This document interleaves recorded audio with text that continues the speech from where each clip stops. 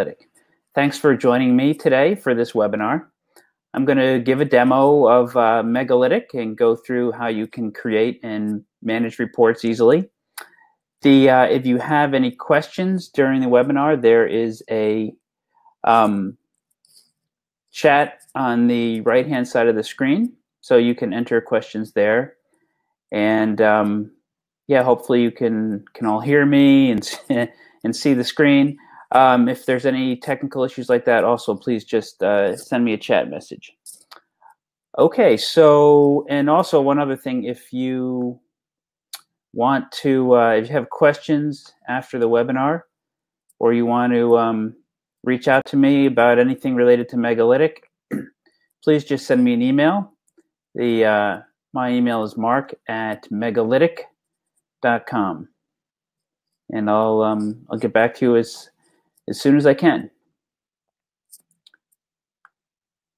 Okay, so with that little introduction, now we'll head over to Megalytic and get into the demo.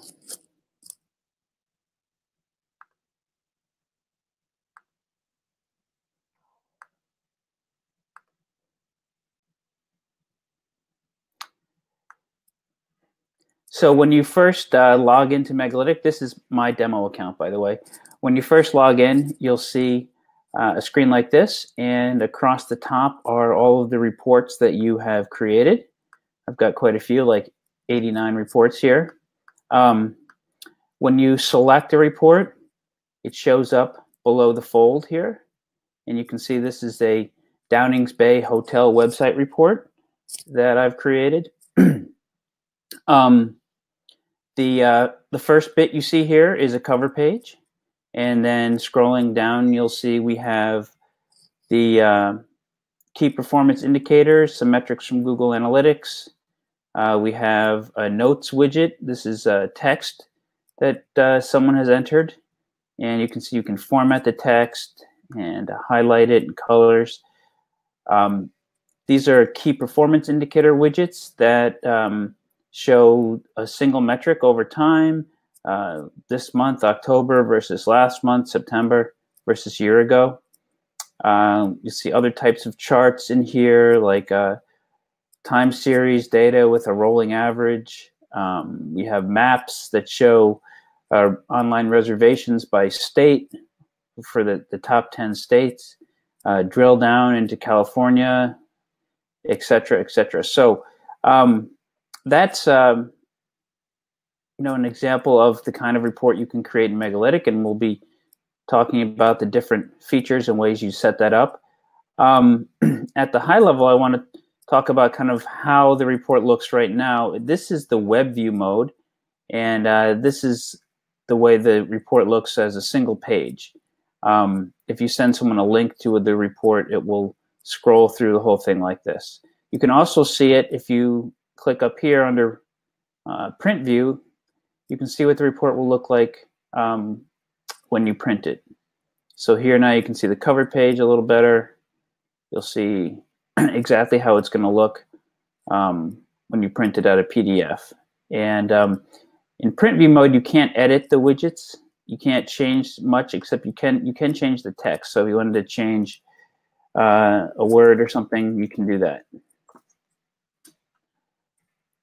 And then you can also download as a PDF simply by clicking download, and you'll see the PDF shows up like this.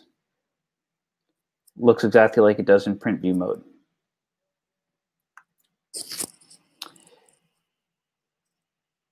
So we'll go back to web view mode, because that's where you do most of your editing, and talk about how to build a report. So to create a new report, you click on New Report down here, and you'll see you have a bunch of options. I'm going to start with just creating a blank report, talk about how that works. So first of all, when you create a blank report, you'll see that the, I'm going to widen this a little bit. You'll see you have a blank canvas here, and over on the right you have the widget library. Those are the different charts and graphs and tables that you can pull into your report. The way that you add A chart to a report is simply by clicking on it and dragging it in. This is the traffic by channel report from Google Analytics. And what's going to happen now is it's going to show me all my different Google Analytics connections, the ones that I've set up here in Megalytic. And I can pick one and populate the widget with that report. So that's then how that looks, and then you can edit it. You can change it from a area chart to a bar chart to a pie chart, etc. So that's the basic idea, and every time you want to get the library back, you click Add Widget, and it brings the widget library back here. So you can see there are quite a number of widgets. If I want to look for AdWords widgets, I can filter on the word AdWords. There are some here. If I want to look at Facebook widgets, I can scroll through here and do that. See the Facebook pages and Facebook ads, etc. Okay, so click Close Library, and we're back in our report. Now what I'm going to do is switch over to a different account that looks more like what a trial looks like when you first create it. So I'm just going to swap to a new account.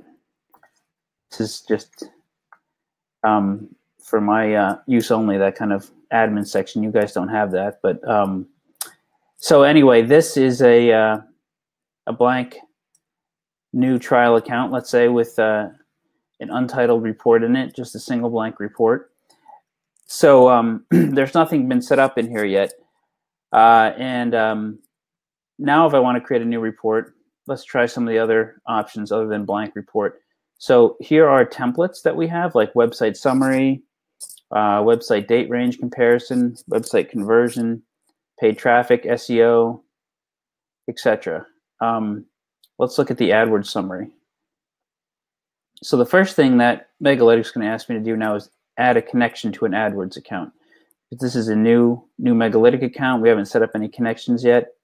Click on Google AdWords. It's going to ask me to log into Google, give permission to access my AdWords data, and then connect to my AdWords account. And if you have multiple accounts, they'll all show up here.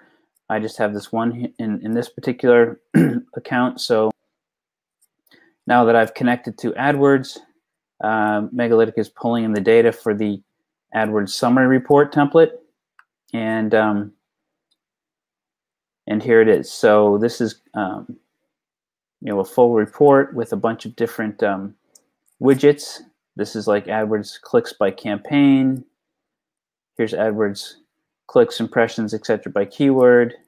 We've got some conversions data here, this month versus last month, some cost data, this month versus last month versus a year ago.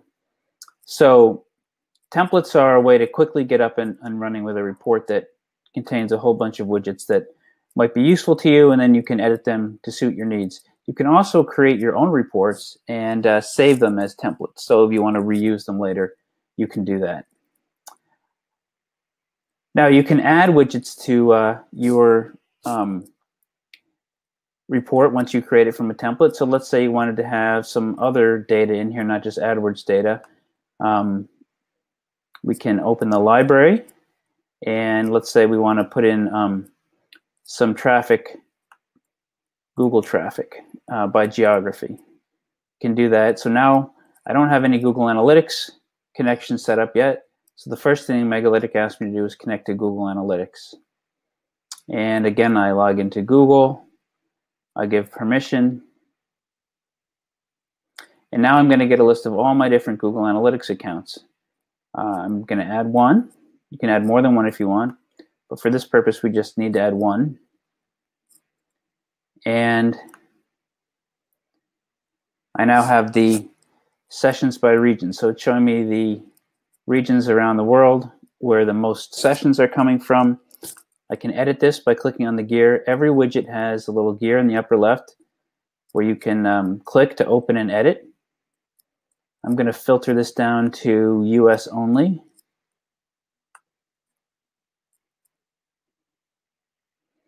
So there now I have a widget showing where the traffic is coming from, the top 10 states. So there's a bunch of other ways to look at the data in a widget like this that you can do from inside the widget. You can look at the widget as a time series chart, a line chart. Let's say that's going to show me the top 3 states for the last 13 weeks, because that's what I'm looking at here. So California, New York, and Texas. I can look at that same data as a bar chart over time. And if I want to look at this monthly instead of weekly, click on the date picker here, and I go monthly, and then let's say last 6 months.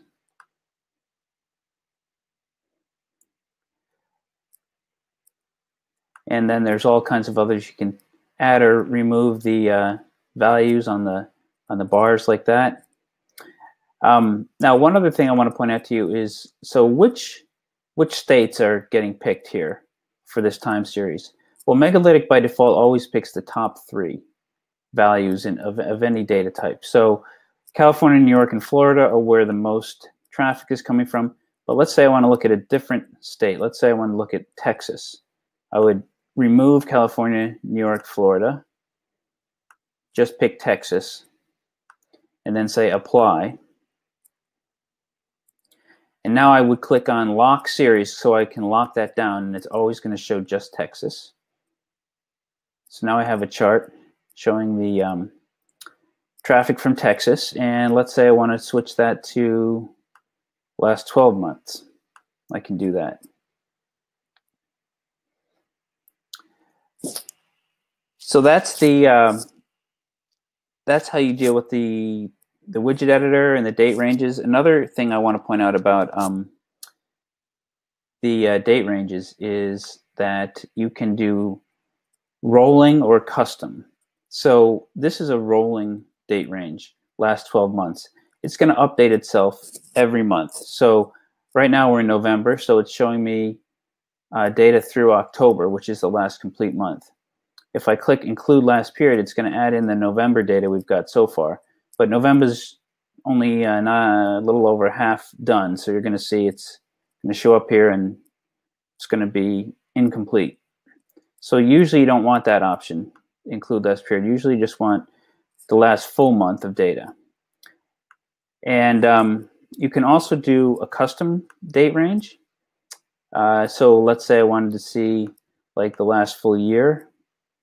I mean, I could go January 2016 through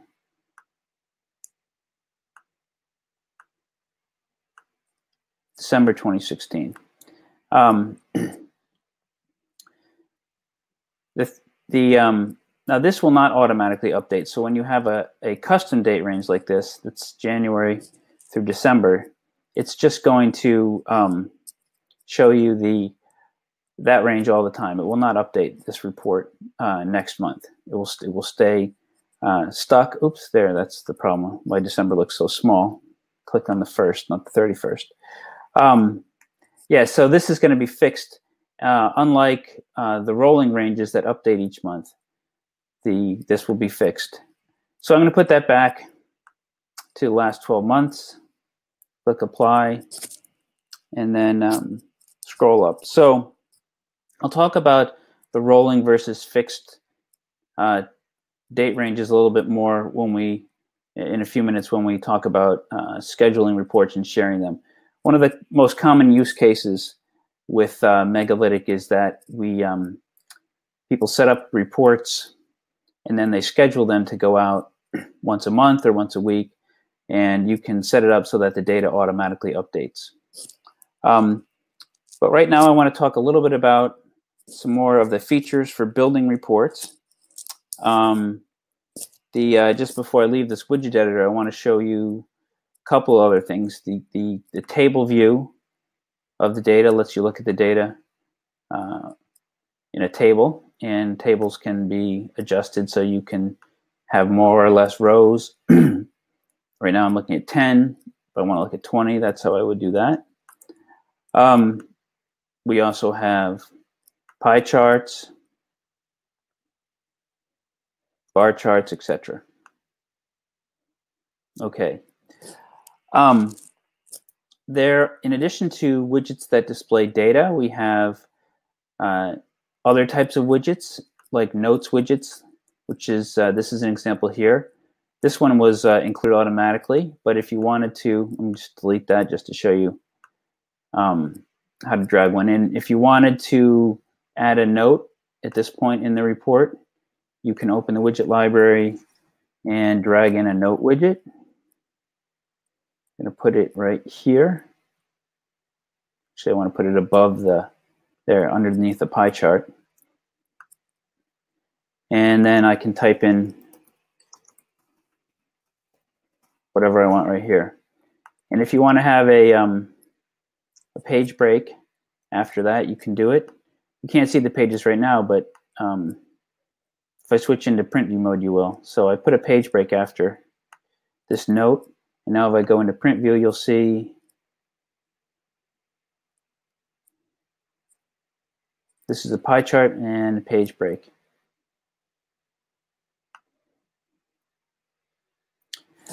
Okay, so that's a note widget, and the other place you can put text is on a cover page. So if I click Add Cover Page, you'll see that it automatically sets up a little template here. The title is here, icon is here, the logo, that's the Megalytic logo, which is what you have by default, and you can add text in here. You can change the, I'm going to remove that and show you how to change the logo. In the report, you can change the logo, click on the gear, and click on the logo, and then you'll see this is your image editor, or image library. I'm going to upload a new logo. Maybe this is a new client. And once that's uploaded, I select it and click Save. And it appears here. And also now if I create a cover page, the logo gets inserted like this. And if I want to shrink that, I can.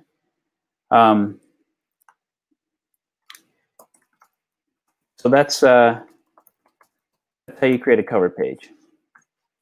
And of course, you can, the title you can create. This is, everything is editable. So the title here doesn't always match the title that's up here. It just pulls it from here for the very beginning.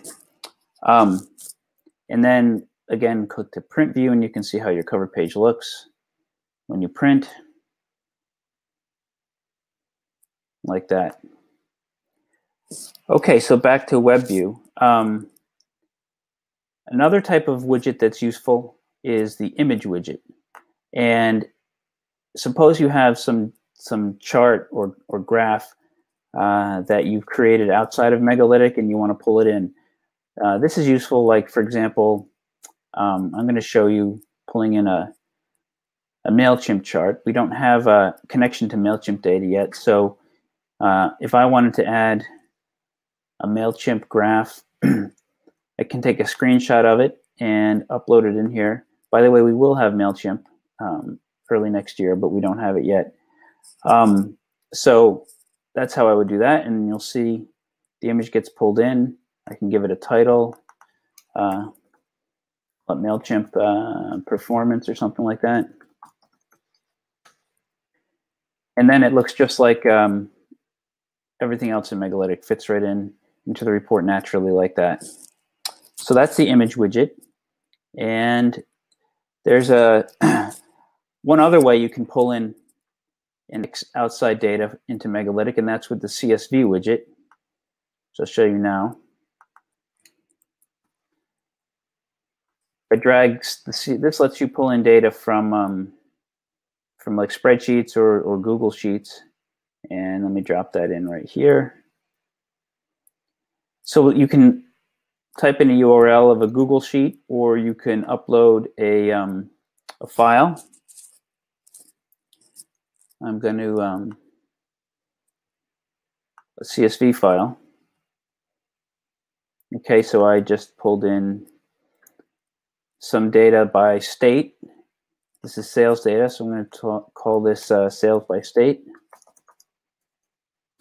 Okay, and when you look at it, you'll see the text is unformatted. So this is revenue, this is population, widgets sold. I can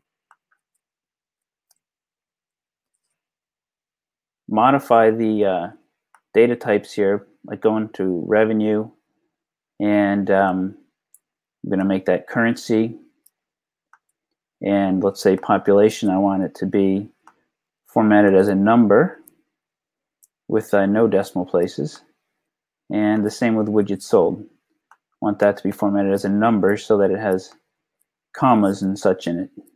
Okay, so then I can close the editor, and you'll see now we have revenue here, population here, and everything looks much better. That's the CSV widget. So those are the ways to pull data or images into Megalytic, other than through the widget library. I'd like to talk a little bit now about formatting the reports. So you can format and change the colors using themes. So if you wanted to edit the report to match your corporate colors or your corporate image, you would click on this Choose Themes, and you'll see it opens the Themes editor over here. By default, everything in Megalytic uses this basic theme, but if you want to change that, you can. We have a number of built-in themes down here.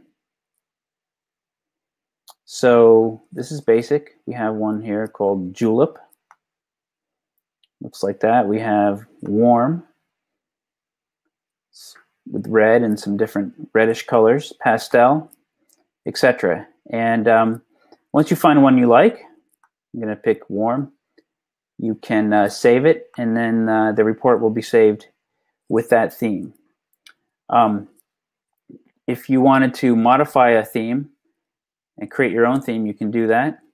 One of the easiest ways is to, let's say, duplicate this. I'll duplicate the Warm theme. I'm going to call it Warm 3. And then you can make changes. So the widget headers are red here. Suppose I wanted them to be fuchsia. I can do that.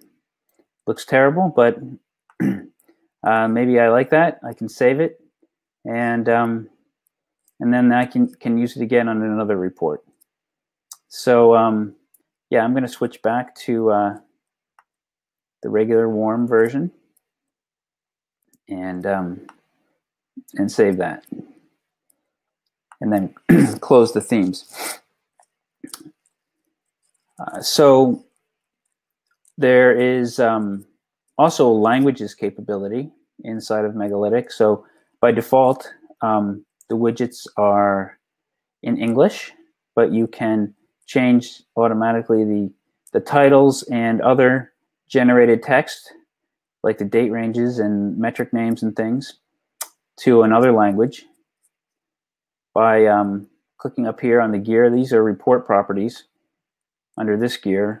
So I can change language to Spanish, let's say, and then click Save. And if I scroll down, you'll see my titles are in Spanish, date ranges are in Spanish, metric names, etc.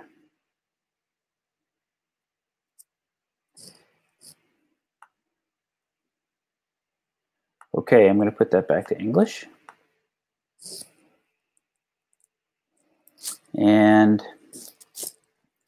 that is the languages feature. Lastly, in the category of formatting reports, you can create headers and footers.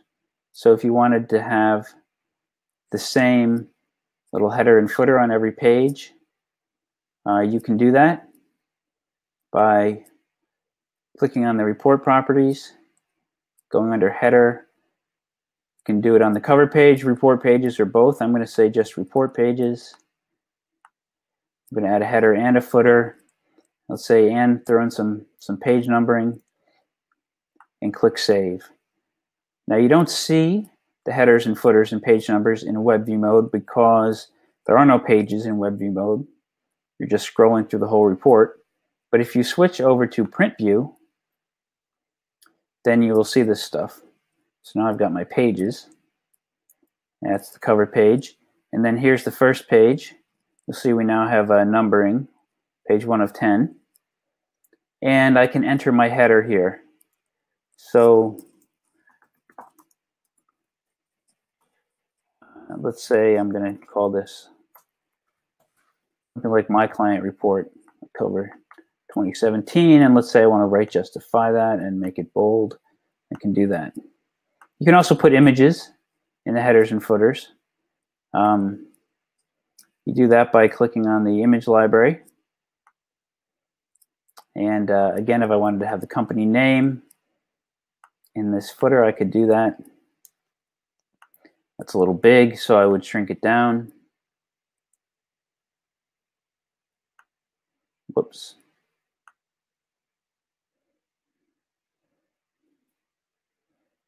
I can left justify it. Oops. Like that. So now I've got a header and a footer, and they show up on every page.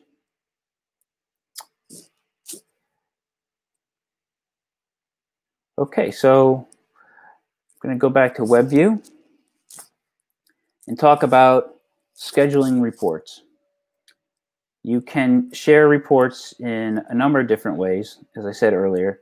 The simplest kind of unscheduled one-time share you do by clicking on this share button and click on Generate Link, and you will then get a URL to a read-only copy of this report. I can copy that link and send it to whomever I like, and when they open it, they'll see a read-only version of the report, of the snapshot of that report taken when I generated the link. So this is not live data now, it's a snapshot, and so this is useful for, like, once a month. If you want to send this out, you can do that, or if you want to just send somebody a quick overview, you can shoot them a link like that.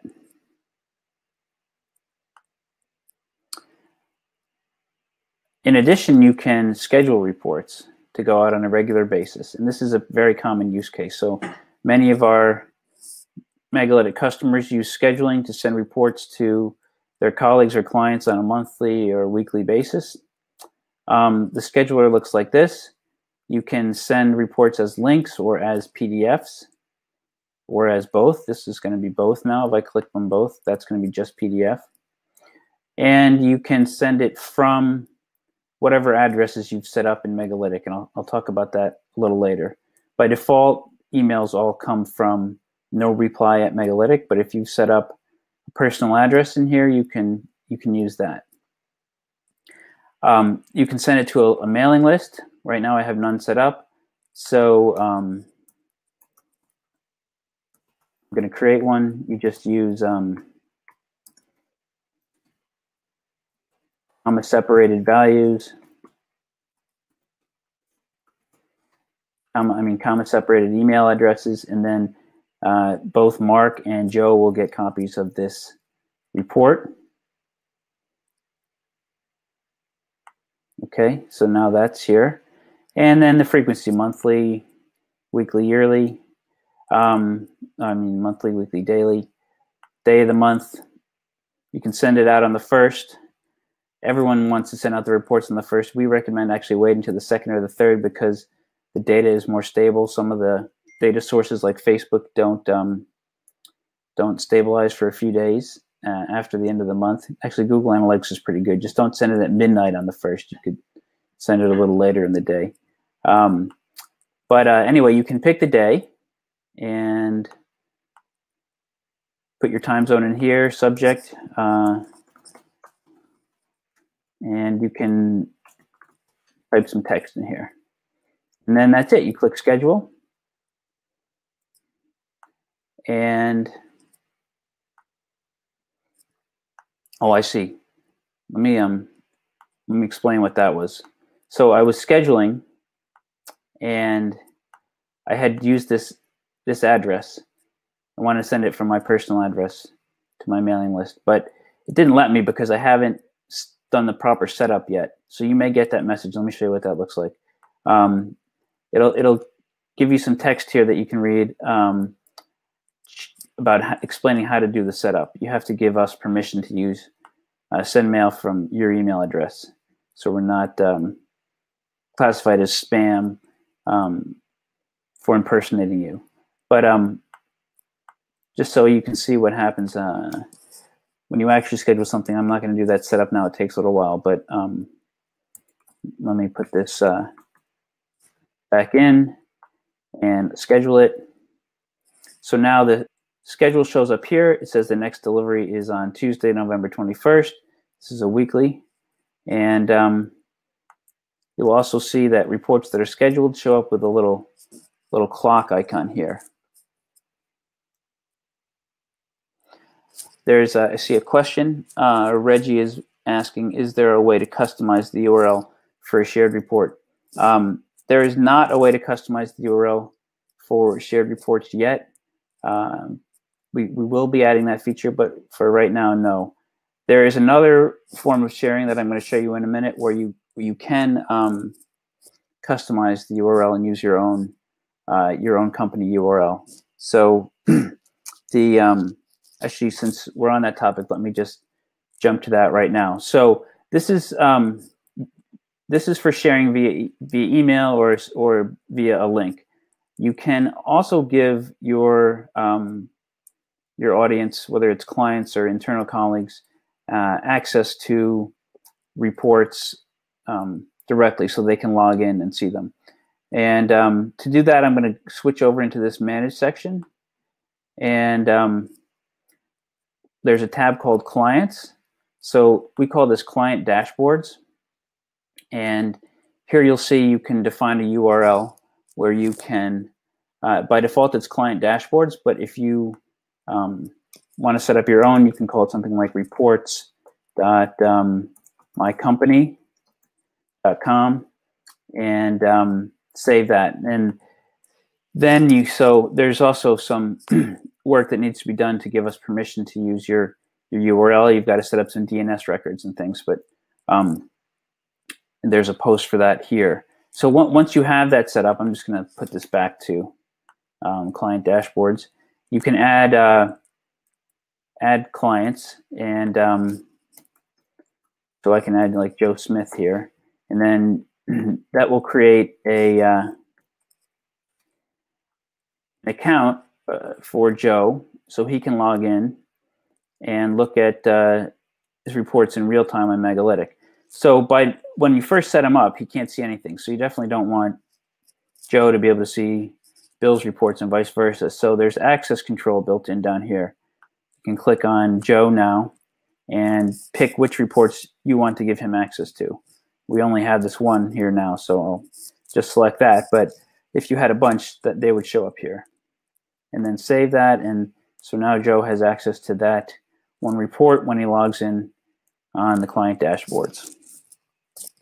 So that's the other way of sharing, client dashboards. And so I talked about the emailing of reports and scheduling them. Just if you are interested in white labeling your email, so you're sending it from your own email address instead of the no reply at Megalytic, let me show you how that works. That's in the settings area.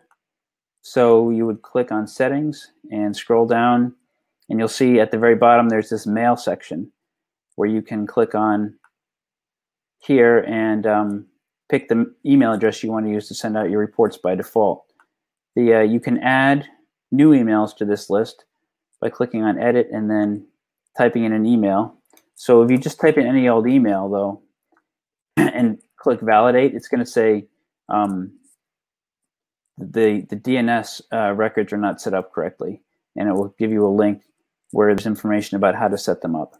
And you can do that, and we'll help walk you through that. So you're basically giving us permission to send out emails on your behalf. And once that's set up, then you can your emails from Megalytic will go from your own account and be completely white labeled. The other thing I want to show you why we're in here in this manage section is the users. So, well, let me show you a couple things actually. So this is the general tab in the administrative section, and under my account, you can change the name. When you first create a trial account, there's only one user, and that's the owner of the account. So this is Jane Metric. You can change that. You can change the email of the owner and the password and so on. The owner is the only person that can enter credit cards or change the plan or do that kind of thing. And you can change this. So if someone leaves the organization, you need to give it to someone new, you can do that. But you can also set up other users that are not the owner. So I scroll down here, the user section. You can see Jane is here. She's the owner. But I could add Joe Metric. And Joe can be either a standard user or an admin user. So admin users have access to all the reports in Megalytic that you have set up in your account. Standard users, you can restrict what reports they have access to. So if you have a situation where you have maybe you're an agency and you have account managers, and each account manager has 10 clients, and you only want the account managers to have access to the reports for their clients, that's when you would use something like standard users. And when you add Joe as a standard user, the next step to give him access to some reports is to go down into workspaces. So click on workspaces, pick Joe, and then you can give him access to only the reports that he should have access to. So this looks a lot like the client dashboard stuff we were doing earlier, but the difference is these are your internal users, and they can edit these reports. So when you give Joe access to AdWords Summary, he's going to be able to change that report, do whatever you want, even delete it. When you're setting up client dashboards, those are going to be mostly read-only. The clients cannot make any changes to the reports other than changing the date ranges. So, okay, I see we have another question. So it says, just to clarify, you cannot give additional users admin rights to update, change payment methods.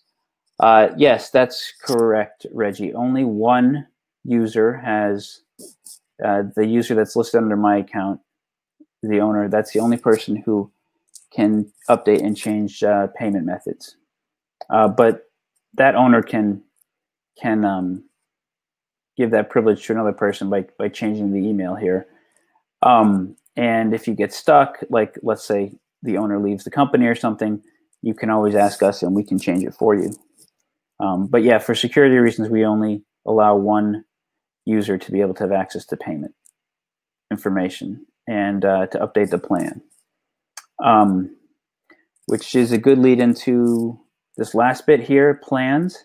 You can click here and set up the plan that you're using. When you're on a trial, you basically have this premium plan for 14 weeks with 50 reports, 100 connections, 3 users, and 10 client dashboards. And you can edit that. So if you say I need 4 users, I can do that, and it will show you the price differential here. Maybe you need a few more reports, you can do that. And that happens at all levels. So if you need, really these plans are convenience bundlings. So at the basic level, you can have 10 reports, 10 connections in one user, but if you wanted to increase that to 20 reports, you can do that and pay an extra $10 a month. So that's how that works. And once you have it set up, you can click on checkout and you'll go through enter the credit card, go through the checkout process.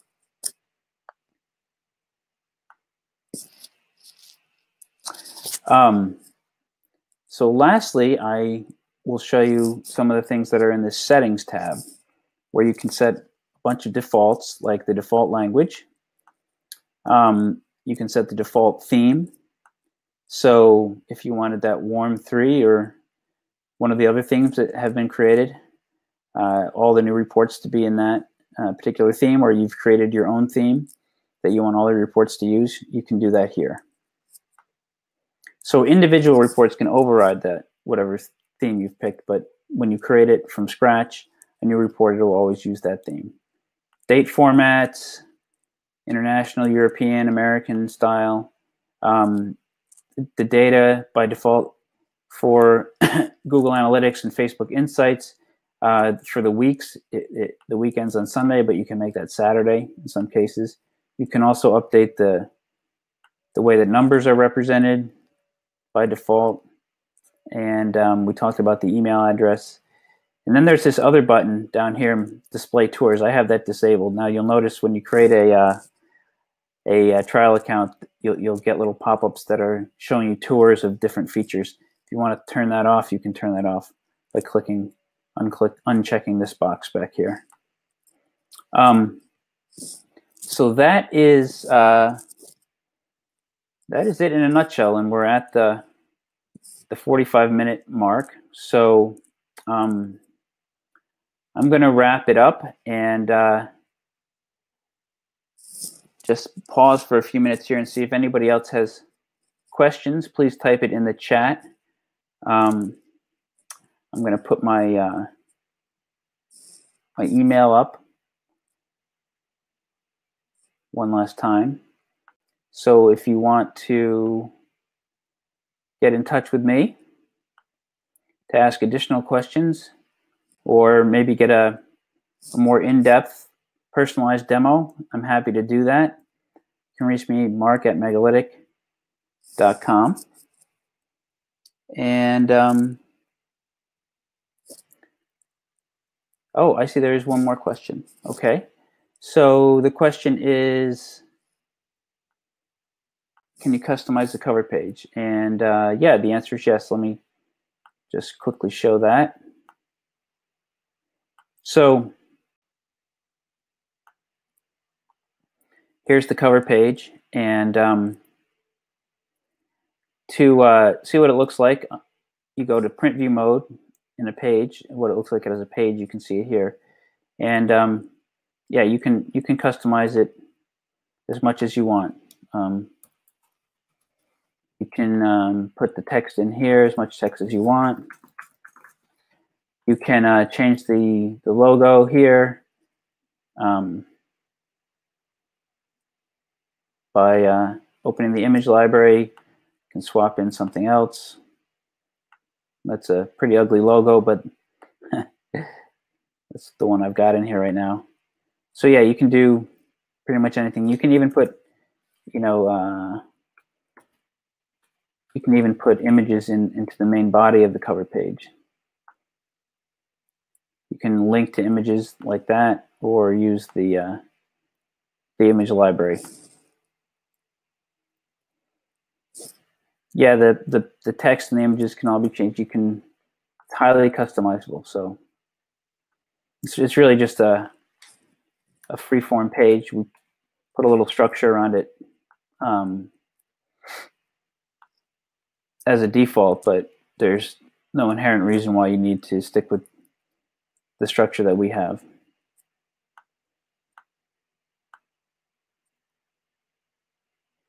You can even like align right, do all that kind of stuff.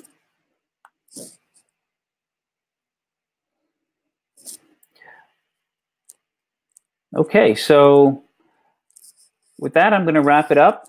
Thanks for joining us. And like I said, if you have any questions, please reach out to me. I'm happy to talk with anybody further about Megalytic, or if you want to have a customized demo / discussion about Megalytic for a group of internal users at your company, I'm happy to do that as well. So thanks and have a great day.